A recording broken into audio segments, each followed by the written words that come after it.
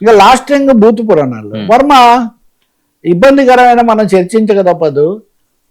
రాజకీయాల్లో తెలుగు రాష్ట్రాల్లో, దేశంలో తెలుగు రాష్ట్రాల్లో కూడా ఈ బూత్ వ్యవహారాలు అమ్మాయిలకు భద్రత లేకుండా పోయింది. వాళ్ళు ఎవరు ఏమిటి అనేది వేరే విషయం. సింగిల్ ఉమెన్, లేకపోతే డైవోర్స్డ్ ఉమెన్, ఇంకా లేకపోతే అనేక రకాలైన ఉద్యోగాల రీత్యా దూరంగా ఉండేవాళ్ళు, ఇటువంటి వాళ్లను చోటా మోటా నాయకుల దగ్గర నుంచి బడా నాయకుల వరకు రకరకాల రూపాల్లో ఒత్తిళ్లకు గురి చేస్తున్నారండి. అంతేకాకుండా ఇప్పుడు ఏఐలు లేకపోతే ఈ రకరకాల ఇవి వచ్చాయి కదా, నిఘా పరికరాలు, లీకులు, వాళ్ళకి వెళ్ళి మీకు చూపించరు. బ్లాక్ మెయిలింగ్, ఒక విధమైన బ్లాక్ మెయిలింగ్, మహిళలను గురి చేసే పని చాలా పెద్ద ఎత్తున జరుగుతుంది. ఇంకోసారి ఇది ఎందుకని వాళ్ళు భయపడ్డాం. ఒకటి మీరు నెల్లూరులో చూశారు, ఒక రౌడీ మహిళ అని ఆమె గురించి ఒక 3 నెలలు నడిచిన తర్వాత ఏమైంది తెలియదు.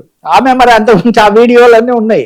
కాబట్టి ఇలాంటివన్నీ చాలా అభ్యంతరకరమైనవి. వీటన్నిటి విషయంలో మహిళా కమిషన్ నా ఉద్దేశంలో అన్ని మహిళా సంఘాలు లేకపోతే మహిళల సమస్యలు తెలిసిన వాళ్ళను కూర్చోబెట్టి ఒక స్పష్టమైన మార్గదర్శక సూత్రాలు ఏర్పాటు చేయాలి. ఖచ్చితమైన షీ టీంలు ఇవన్నీ ఉన్నాయి కదా, వాళ్ళు ఎందుకు రంగంలోకి రారు? ఇప్పుడు ఉదాహరణకు మహిళా పోలీసులు ఇది రాగానే వాళ్ళు రంగంలోకి రావాలి కదా.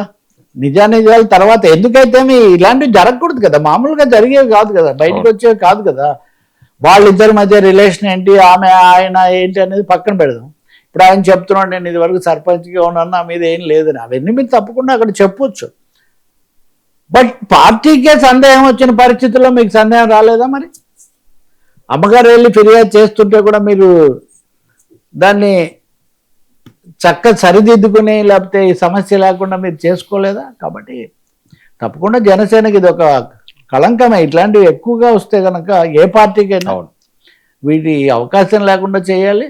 మూడోది, నిన్ననే మనం చర్చించాం, ప్రజా జీవితంలోకి రండి, ఇంకా మహిళల ప్రాతినిధ్యం పెరగాలి, మహిళల భాగస్వామ్యం పెరగాలి, అది ఇది అంటున్నప్పుడు ఇలాంటి ఘటనలు, ఇలాంటి ఉదంతాలు ఇబ్బంది పెడతాయి తప్పకుండా. సార్